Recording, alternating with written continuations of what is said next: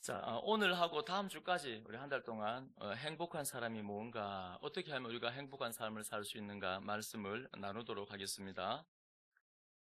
하나님께서 사람을 자신의 형상으로 만들었습니다.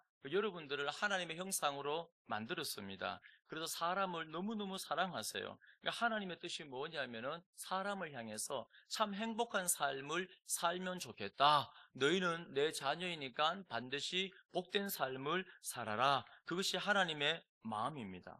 근데 사람은, 죄인들은 아무리 행복을 찾으려고 몸부림쳐도 못 찾습니다. 찾은 것 같은데 지나고 보면 아니고, 내가 가진 것 같은데 지나고 보면 아니고. 왜냐하면 이 죄인들이 생각할 때는 많이 소유하면은, 많이 가지고 있으면은 행복하다, 그렇게 생각합니다. 그래서 어떻습니까? 기득권, 내가 힘을 가지고 싶어 하고, 가진 것을 유지하고 싶어 하고, 또 재물도 내가 가지고 싶어 하고, 뭐든 간에 내가 많이 가지고 싶어요. 그런데 가져보면 어떻습니까? 별로 안 행복해요. 우리 막 행복하고 싶은 욕구가 있잖아요.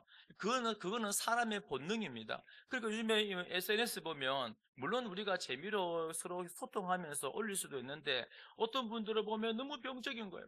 가는 곳마다 만난 사람마다 막 다 찍어서 다 올려요.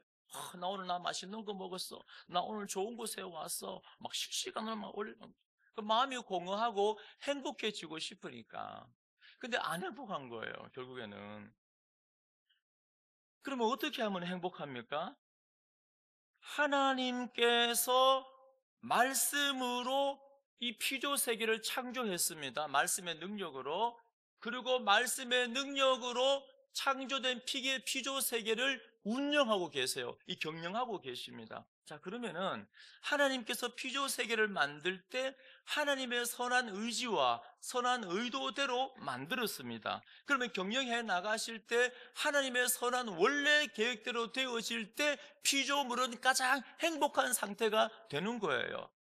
그 성도님들도, 사람도 마찬가지입니다. 사람도 하나님께서 창조를 하셨습니다. 그분의 형상을 따라 목적을 가지고 나를 만들었습니다. 그러면 인생이 가장 행복하려면은 원래 창조한 의도, 그 말씀에 의해서 원래 창조된 그 의도대로 갈 때 우리는 가장 행복합니다. 그래서 하나님께서 하나님의 자녀들이 참 행복하면 좋겠다, 그 마음으로 시 1편을 기록해 놓았잖아요. 행복한 사람은 어떻게 하면 되는가? 그 말씀이잖아요. 어떻게 하면 행복합니까? 말씀을 통하여 창조되었기 때문에, 말씀의 원리 가운데 들어가면 가장 행복할 수 있기 때문에, 말씀에 대한 올바른 태도를 가질 때 우리는 참 만족을 누릴 수 있는 겁니다.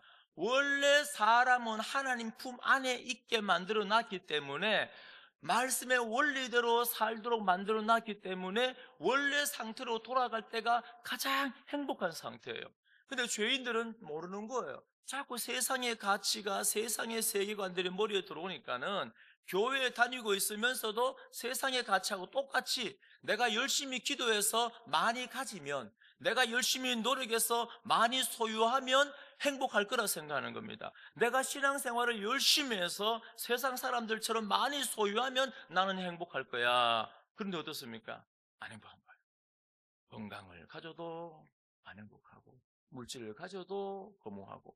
그러니까 10대 아이들만 질풍노도의식이 방황하는 것이 아니고, 이 원리를 모르면은 80이든 90이든 200살이든 간에 영원히 인간은, 죄인은 방황하는 존재인 겁니다. 그래서 하나님께서 말씀을 주신 거예요. 오늘 시 1편 말씀을 주신 겁니다. 어떻게 하면 사람이 행복할 수 있는가? 바로 말씀에 대한 올바른 태도를 가지는 것. 그게 뭡니까? 바로 하나님의 말씀을 즐거워하는 것입니다. 여러분, 하나님의 말씀을 즐거워한다는 것은 당연한 겁니다. 왜요? 우리가 어떤 존재인지 깨닫게 되었고, 영원히 멸망하고 지옥에 떨어질 존재인데, 예수님께서, 이번엔 성탄절처럼 예수님께서 우리의 죄가 되어서 날 위해 십자가에 죽으시기 위하여서 이 땅에 내려오셨잖아요. 수치를 당하시고 내 죄가 되어서 죽으시고 피 흘리시고 부활하시고 성천하시고 성령 하나님을 보내주시고, 그러니까 이 모든 복음의 사건을 알 때, 나를 왜 창조하셨는지 알 때 우리는 하나님의 말씀에 대해서 어떻게 반응합니까? 즐거워하고 기뻐하는 것이 마땅한 겁니다. 당연히 기쁘죠.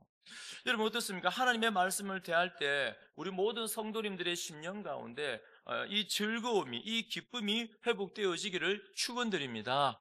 여러분 말씀을 묵상할 때마다 이 보화를 캐내잖아요. 내 영이 살아나는 걸 경험하지 않습니까? 말씀을 묵상함을 통하여서 하나님의 능력이 드러나잖아요. 얼마나 행복합니까? 즐겁잖아요. 막 가슴이 설레잖아요. 오늘은 어떤 말씀으로 이 문제를 해결하실까? 어떻게 내 인생길을 인도하실까? 그 말씀을 통하여 창조된 목적을 결국에는 발견하고 그 목적에 합당하게 살아가기 위하여서 또 믿음의 싸움을 싸웁니다. 이걸 다른 말로 사명이라고 그래요. 사명. 그러니까 내가 왜 창조되었는가? 그 원래 목적대로, 그러니까 원래 창조 목적대로 살아가는 것이 가장 행복한 상태입니다. 그 즐거워하잖아요. 하루 TV를 보니까 이게 일반 그 기독교 방송이 아니고 그냥 일반 방송입니다.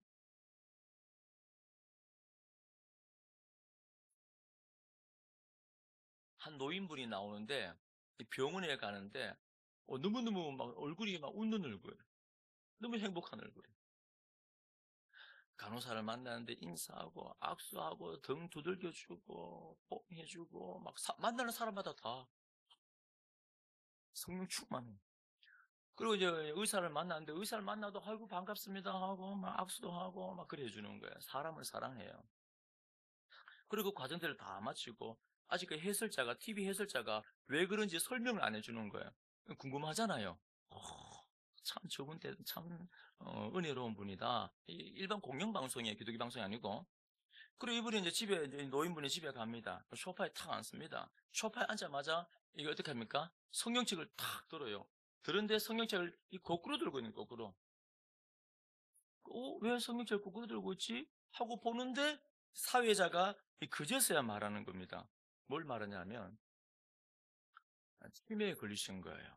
치매에 걸렸는데 이분이 기억은 다 사라지고 없어요. 기억은 사라지고 없는데 제가 보니까 이분은 이게 장로님이셨던 것 같아요. 장로님 답잖아요. 이 답다는 게 되게 중요한 겁니다. 장로님 타워요. 그래 이 장로님인데 집에 딱 앉자마자 뭐 해요? 말씀을 사랑해요. 앉자마자 이 치매에 걸려서 기억은 다 사라졌지만은 성경을 턱 들고 있는 거예요. 이거 그러니까 기억은 사라졌지만은 내 몸에 밴 습관대로 하는 거예요. 습관대로. 사람을 만나면 사람을 사랑해요. 얼마나 사람을 좋아하는지요. 하나님의 마음을 가졌잖아요.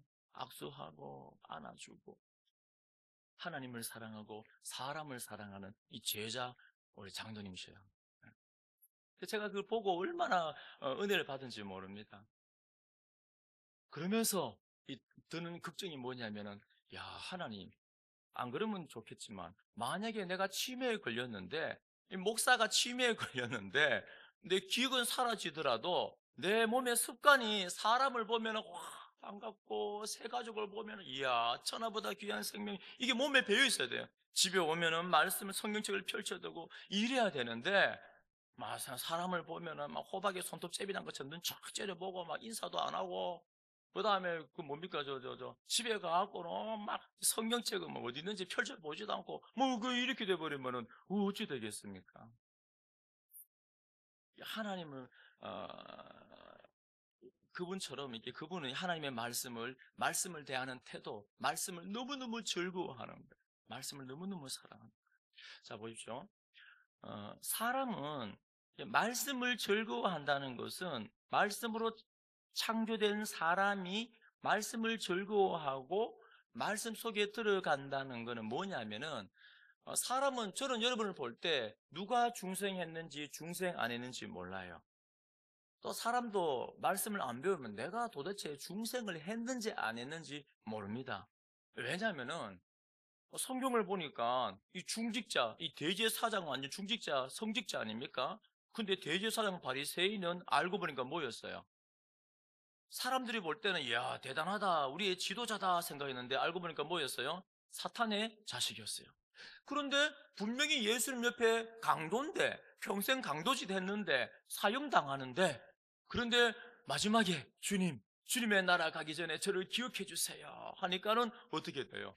네가 오늘 나와 함께 낙원에 있으리라. 그러니까 누가 중생할 만한 믿음을 가졌는지는 아무도 몰라요. 모릅니다. 근데 다만 우리가 성경에 의해서 중생한 사람들의 특징 중에 한 가지가, 가장 큰 특징 중 한 가지가 있어요. 그게 뭔지 아십니까? 지난주도 말씀드렸고 지지난주도 말씀드렸어요. 그게 뭐냐면은 말씀을 즐거워하는 마음이에요. 말씀을 사랑하는 마음이에요.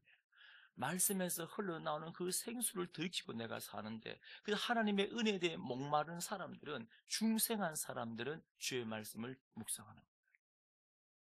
이번에 보니까 어느 교회 표가 멋지더라고요. 저도 그거 하고 싶더라고요. 조만간 나중에 해야죠.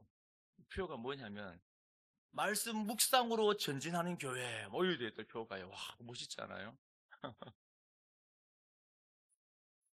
그러니까 말씀을 우리가 즐거워하는 태도, 이것은 내가 행복할 뿐 아니라, 행복할 수 있는 유일한 방법일 뿐 아니라, 말씀을 즐거워하고 기뻐하고, 야, 오늘은 어떤 은혜를 주실까 이 바라보고 묵상하는 사람들은 바로 내가 중생했다는 증거가 되어지는 거예요. 그러니까 말씀을 사랑하는 것만큼 나는 하나님을 사랑하는 거예요.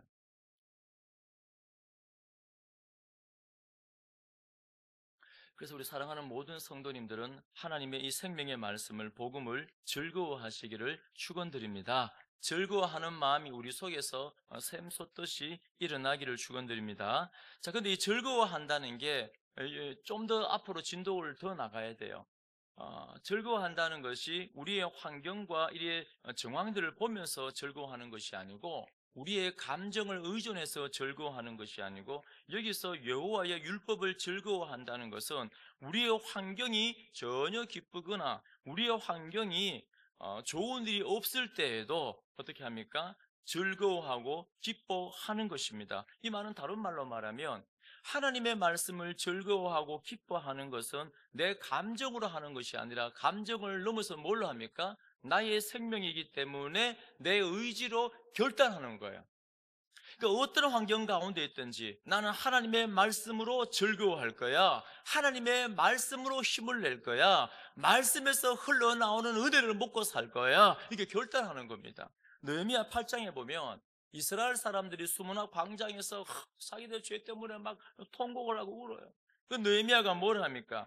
여호와를, 하나님의 말씀을 기뻐해, 즐거워해. 하나님을 기뻐하는 것이 너희의 힘이니라, 이렇게 말. 우리 이게 마중물 기도하고 있잖아요. 어제 새벽에도 말씀을 드렸는데 시편 109편 말씀입니다. 근데 또 이제 109편뿐 아니라 너무나 많은 시편에, 너무나 많은 성경에 보면은 참 다윗은 너무너무 힘들어 하잖아요. 시편 저자는 너무너무 참 고통을 당하지 않습니까? 이게 하나님을 따른다는 것은, 이 좁은 길을 걸어간다는 것은, 이 정도를 걸어간다는 것은 참 세상 사람들 앞에 인정받지 못하는 길입니다. 참 힘들어요. 여러분, 일터에 가서 예수 믿는다, 예수 믿는 사람의 정체성을 가지고 산다는 것은 쉽지 않죠. 근데 다윗도 109편에 보면 너무너무 막 악인들에 의해서 고통을 당합니다. 너무너무 힘들어요. 다윗의 시편을 보면, 하나님, 내가 죽겠습니다, 내가 이제 땅속에 들어갑니다, 내가 다시는 못 일어납니다, 막 너무너무 고통스러운 말들을 많이 합니다. 그런데 그 시편의 후반부에 보면은 항상 뭐가 나옵니까? 다윗이 회복이 되어져요. 왜 회복이 되어지냐면 109편 30절에도 내가 입으로 여호와께 크게 감사하며 많은 사람 중에서 찬송하리니, 그러니까 그 힘든 환경 가운데서 하나님 앞에 내가 즐거워하고 크게 기뻐하고 나는 감사합니다라고 말할 수 있는 이유가 뭐냐면은 그 다음 구절에 그가 궁핍한 자의 오른쪽에 서사 그의 영혼을 심판하려 하는 자들에게서 구원하실 것임이로다. 뭐냐면은 바로 하나님께서 이번에도, 우리가 나는 기도할 뿐이지만 살아계신 하나님께서 이번에도 하나님의 자녀들을 지켜주시고 반드시 구원해 주시고 보호해 주실 것을 믿음의 눈을 들어 바라보기 때문에 다윗은 그 고통 가운데 이 시편에 보면 마지막 결론 부분은 항상 뭡니까? 즐거워하고 크게 기뻐한다. 그러니까 이 즐거워하고 기뻐한다는 것은 뭡니까? 하나님의 말씀을 즐거워합니다. 하나님의 말씀을 기뻐합니다. 이 고백은 믿음의 고백이에요.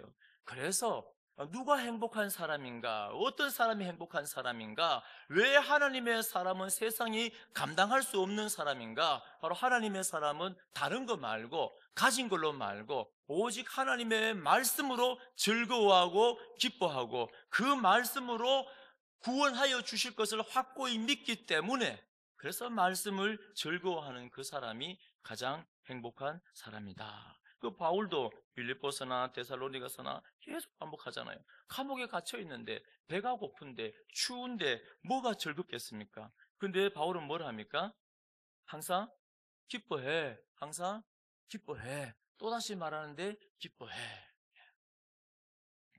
그래서 우리 모든 하나님의 사람들은 내 감정 말고, 여러분 감정을 의지하지 마십시오. 이 감정이라는 것은 오늘 좋을 때 있고 내일 기분 나쁠 때 있고, 여러분 사탄이 우리의 감정을 얼마나 많이 건드리는 줄 아십니까? 제가 이 자리에 앉아서 설교하기 전에도요, 잠시 잠깐 앉아만 있어도 사탄은 끊임없이 우리의 마음을, 감정을 건드려요. 우리의 마음을, 여러분들 우울하게 합니다. 불평하게 만들어요. 부정적인 생각을 가지게 만듭니다. 어제 109편 말씀처럼 기도하는 입을 가지고 막 남을 비방하는 거예요. 거짓말쟁이, 뭐 악한 사람, 뭐 오만 걸 비방. 그러니까 우리의 이 감정이라는 것은 그때그때 사탄의 막 우리의 감정을 가지고 노는 겁니다. 그러니까 어느 순간에 막 기분이 좋은 것 같으면 열심히 하면 내가 신앙이 좋은 것 같았다가, 내 감정이 다운되면 쑥 들어가서 내 신앙이 없는 것 같았다가 요동치는 거예요. 그런데 하나님의 말씀을 즐거워한다는 것은 이 환경과 감정과 상관이 없는 겁니다. 사탄이 아무리 우리의 마음을 가지고 장난을 쳐도 우리는 말씀 붙들고 하나님께서 나를 사랑하시고 말씀에서 흘러나오는 은혜를 먹고 살고 그 복음을 통하여 반드시 말씀을 의지할 때 내 모든 문제를 하나님께서 해결해 주십니다. 그 믿음으로 즐거워하는 거예요. 앞으로 행하실 것을 바라보면서 믿음으로 기뻐하는 겁니다. 네, 한번 해보십시오. 오늘 가실 때 우리 앉아있으면 저절로 막 걱정거리가 막 머릿속에 떠오르죠. 가만히 앉아있으면 이것도 걱정거리, 저것도 걱정거리, 이거는 막 우라가 치미는 일, 저거는 속이 뒤집어지는 일, 뭐 온갖 게 우리 자녀를 생각하면은, 내 건강을 생각하면은. 근데 그때 우리는 어떻게 합니까? 이게 성도는 세상에 감당할 수 없는 사람이에요. 하나님의 말씀이, 복음이 나를 지켜주시고 나를 구원해 주실 것을 믿으면서 우리가 즐거워하고 기뻐하고 그렇게 결단하시기를 축원드립니다. 그게 성도의 힘이에요. 그래서 누가 복된 사람인가? 하나님의 말씀을 즐거워하는 사람, 말씀에 대해서 올바른 태도를 갖고 있는 사람이 가장 행복한 사람이다. 그럼 말씀에 대해서 올바른 태도, 이 즐거움, 말씀을 즐거워하는 사람은, 지난주엔 제가 뭐라 했습니까? 뭐 합니까? 말씀을 즐거워하는 분은 하나님의 말씀을 뭐 합니까? 묵상하죠. 네. 자, 기억나십니까? 묵상 세 가지 간단하게 설명을 드렸습니다. 이 세상에서 가장 쉬운 방법으로 첫 번째 뭡니까? 천천히 읽는다. 천천히, 우리는 성경을 볼 때 안다라고 생각해요. 모르는데 안다라고 생각합니다. 내 내용을 아니까. 그런 대충 볼 때가 많습니다. 그래 보시면 안 돼요. 하나님께서 오늘 어떤 말씀을 주실까 항상 처음 보는 것처럼 천천히 기대하면서 믿음으로 읽으셔야 돼요. 두 번째는 뭡니까? 반복해서. 여러분 드라마가 요즘 TV에 보니까는 TV 했던 걸 계속 반복해서 하는 것 같더라고요. 뭐 요즘 채널도 엄청 많고 계속 반복해서 나오는 것 같아요. 그래 한 번 볼 때는 내용 이해를 대충 합니다. 그런데 드라마를 두 번째 볼 때, 또 세 번째 볼 때, 여러분 두 번, 세 번 보신 분은 어떤 느낌이 듭니까? 드라마를 똑같은 걸 두 번, 세 번 볼 때 어떤 걸 경험해요? 내가 내용을 알고 있는 줄 알았는데 두 번째 볼 때는 첫 번째 못 봤던 게 보이죠. 세 번째 볼 때, 네 번째 볼 때는 뭐까지 보입니까? 작가의 의도까지 보여요. 마찬가지입니다. 우리가 반복해서 편안하게 하나님의 말씀을 즐거워하면서 사모함으로 읽을 때 우리는 말씀의 깊은 것을 하나님은 말씀 속에 있는 보화를 캐내기를 원하십니다. 그래서 우리가 반복해서 읽을 때 어떻게 하라고 했습니까? 줄거리를 기록하고 그리고 은혜 받은 것을 기록하고 거기까지만 하시면 돼요. 한번 해보십시오. 그 세 번째는 뭐였습니까? 작은 소리로 읊조린다. 작은 소리로 읊조린다는 것은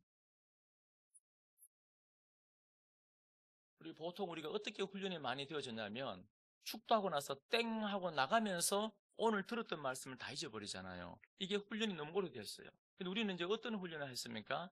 말씀을 안 잊어버리는 훈련. 이 읊조린다는 것은 말씀과 계속해서 뭡니까? 내 머리, 내 심장이 말씀의 끈으로 연결되어 있는 거예요. 그러니까 하루 24시간 말씀과 동행하는 겁니다. 그래서 전체적으로 이 말씀을 하가라고 그러죠. 하가. 하가가 뭡니까? 사자가, 배고픈 사자가 음식물을 확 잡아서, 먹이를 잡아서 떠도 먹을 때 집중해서 먹잖아요. 으르렁 하면서요. 그러니까 하나님의 말씀을 그렇게 집중해서 그렇게 말씀을 먹는 거예요. 그게 묵상입니다. 그 말씀을 즐거워하는 사람은 하나님의 말씀을 묵상합니다. 그 사람이 행복해요. 우리 사랑하는 우리 모든 성도님들 하나님의 말씀을 즐거워하고 묵상하시기를 축원드립니다.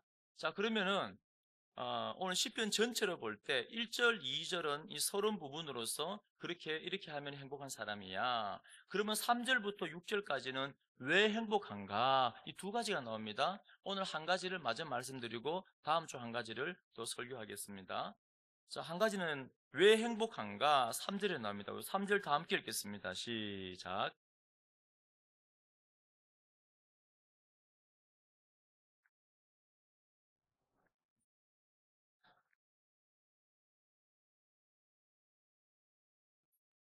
왜 행복하냐면은 하나님의 말씀을 묵상하는 사람은 자, 시냇가에 심은 나무래요. 시냇가에 심겨진 나무는 혹시 그림이 있습니까? 띄워봐 주십시오. 예.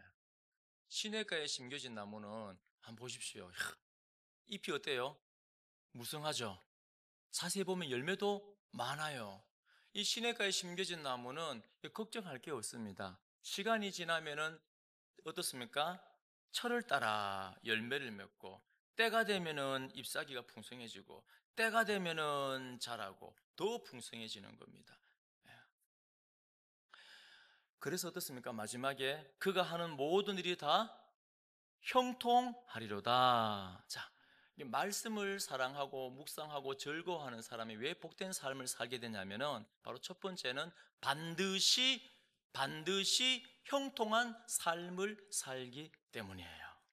이 형통하다는 말이 어떤 말이냐면은 앞으로 전진해 나간다, 발전하다, 성공하다 그런 의미입니다.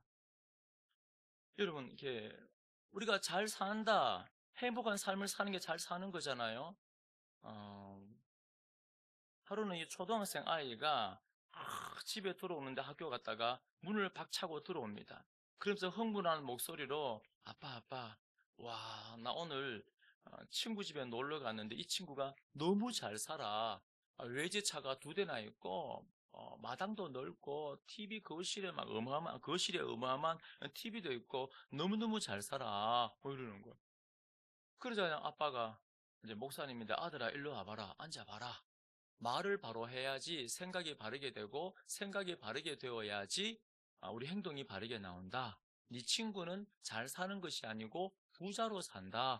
부자로 살지만 잘 살 수도 있고 못 살 수도 있다. 가난하게 살지만 잘 살 수도 있고 못 살 수도 있다. 그럼 우리를 사랑하는 우리 모든 성도님들은 하나님 앞에 잘 살아야 됩니다. 그게 행복하게 사는 겁니다. 행복한 삶을 반드시 하나님의 뜻대로 살아야 됩니다. 그게 뭐냐면은 바로 형통한 삶이에요. 하나님의 말씀을 묵상하고 그 말씀에서 흘러나오는 은혜를 먹고 살 때 그 사람은 반드시 형통한 삶을 살게 되고 복된 삶을 살게 되는 겁니다. 그러면 이 형통하다는 게 어떤 의미냐면은 바로 하나님께서 꼭 기억하십시오. 하나님께서 말씀을 통하여서 함께 하시기 때문에 형통한 거예요. 내 힘으로 형통한 게 아니고 내 노력으로 내 고집으로 형통한 것이 아니라 하나님께서 함께하기 때문에. 여러분, 자 보십시오. 여러분들 언제 하나님이 나와 함께하는 것을 경험합니까? 하나님의 말씀을 묵상할 때, 그래서 읊조릴 때, 끈이 연결되어질 때, 내 심장과 내 머리에 하나님의 말씀이 연결되어질 때, 기억날 때, 그리고 말씀에서 흘러나오는 생수를 들이키고 마실 때, 그 말씀에서 흘러나오는 은혜를 통하여 기쁨을 경험할 때, 그때 살아계신 하나님이 멀리 계신 분이 아니고 나와 함께하네. 그 하나님이 나를 모르는 하나님이 아니라 나를 너무너무 사랑하네. 성령 그 하나님께서 내 심령 가운데 함께 계시네.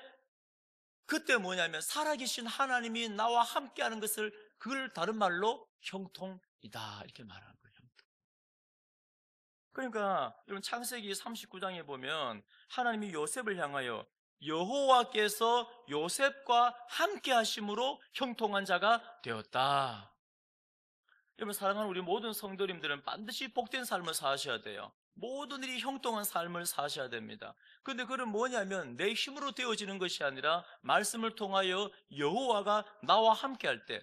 여러분, 요셉이 세상의 관점으로 바라보면 뭐 형통합니까?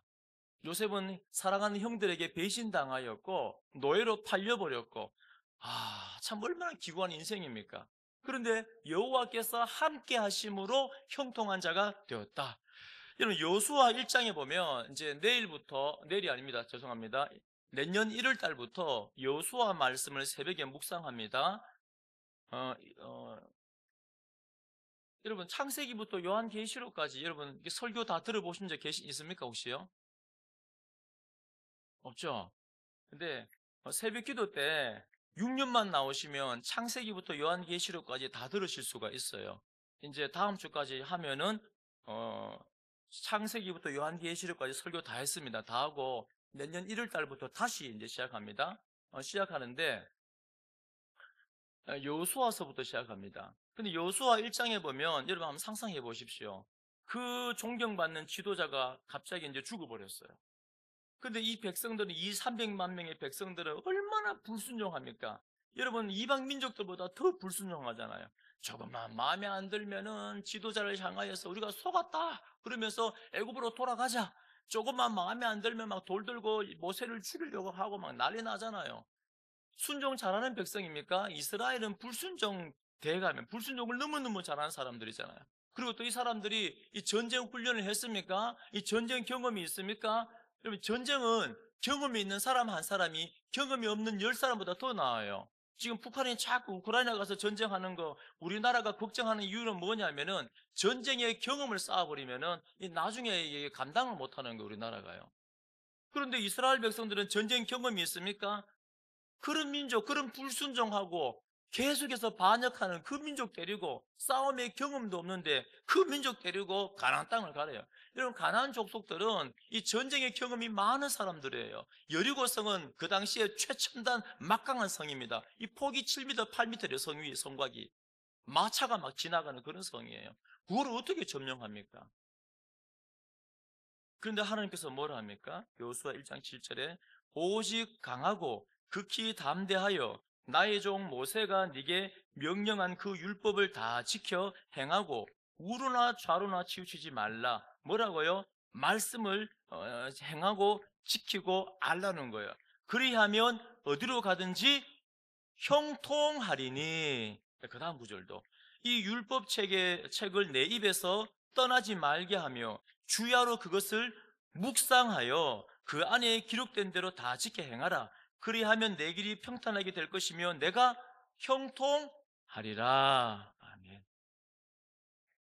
어떻게 하면 형통하다고요? 어떻게 하면 행복하다고요? 하나님의 말씀을 묵상하면, 읊조려서 그 말씀의 끈을 연결시켜서 그 말씀에 복종하는 삶을 살아가려고 몸부림치면은, 그러니까 여호와께서 함께 해주신대요. 전능자 여호와께서 가나안 가는 길에 함께 하면은, 여호와께서 우리 믿음의 길, 순례의 길에 함께하면은, 여호와께서 우리 직장 가운데 함께하면은, 여호와께서 내 무지한 심령 가운데 함께하면은 형통케 될 줄로 믿으시기 바랍니다. 우리는 내 힘으로, 내 능력으로 형통하게 되는 게 아니에요.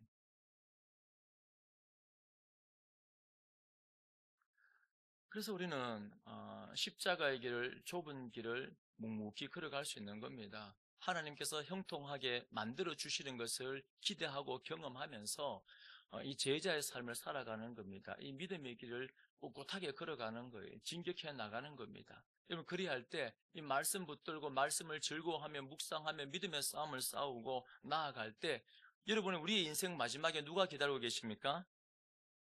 내 사랑하는 주님이 두 팔 벌려서 빙그레 웃고 기다리고 계시는 거예요. 그 누가 행복한 사람입니까? 그 사람이 최고로 행복한 사람인 줄로 믿으시기 바랍니다. 예. 그래서 이번에 여러분, 우리의 삶을 돌아보시고 다음 주까지 계속 이제 묵상에 대해서, 행복한 사람에 대해서 말씀을 나눕니다. 할 때 여러분 점검해 보십시오.